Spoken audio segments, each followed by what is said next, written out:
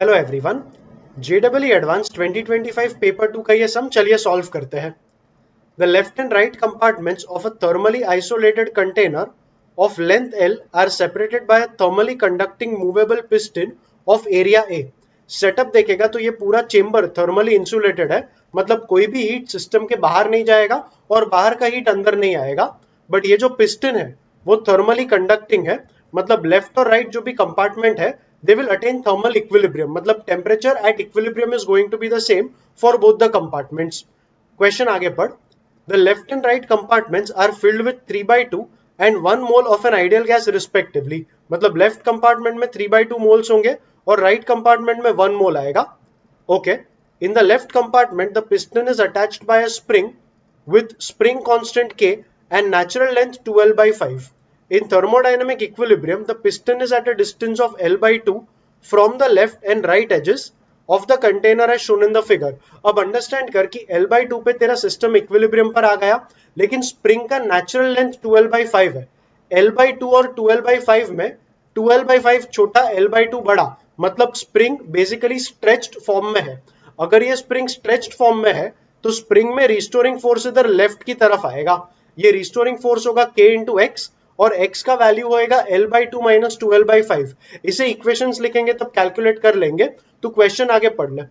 Under the above conditions, if the pressure in the right hand side compartment is P equal to KL upon A the whole into alpha, then the value of alpha is equal to what? Clearly equilibrium है तो हम force balance करेंगे और force balance करके equation solve करके alpha का value मिल जाएगा। I have taken that sum from section 3 of the paper.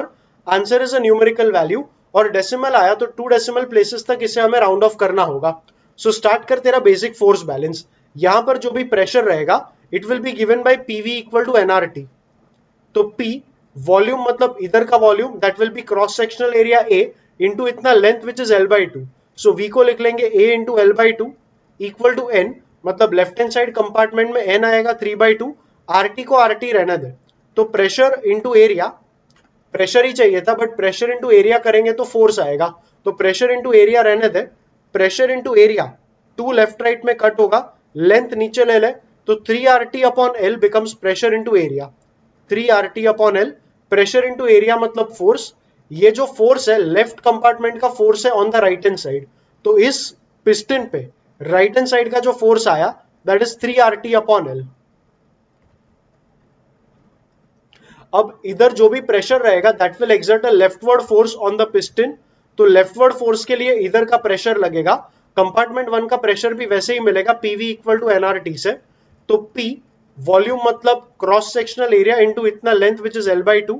So A L/2, P into A को साथ में ही रखेंगे because that will represent the force, equal to N मतलब 1 दिया था और RT को RT रहने दे।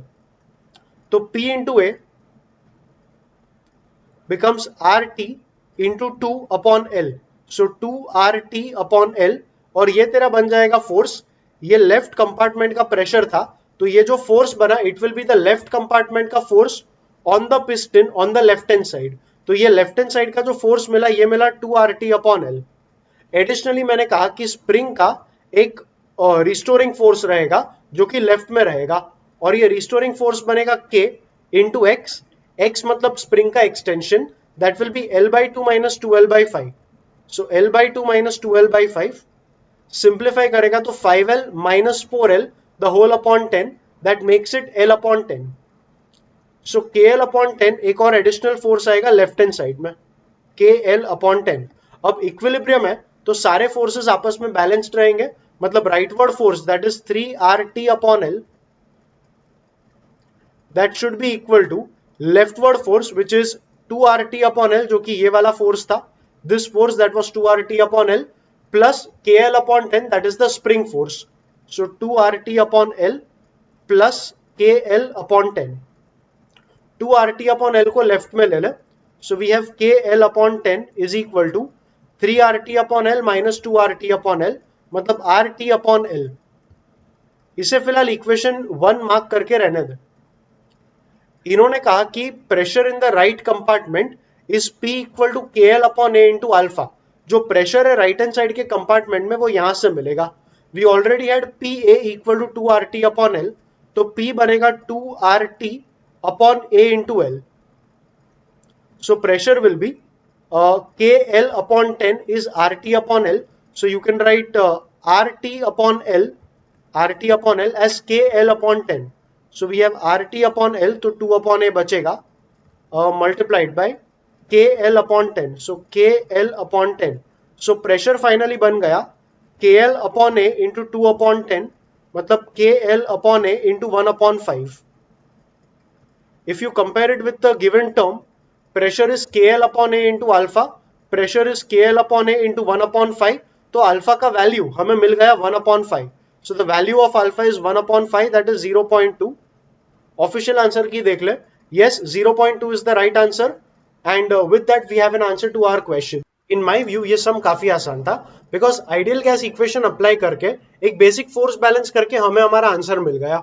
जेडब्ल्यू एडवांस के क्वेश्चंस में काफी कॉम्प्लेक्स कैलकुलेशंस होते हैं, लेकिन इस वाले क्वेश्चन में ऐसा कुछ नहीं था.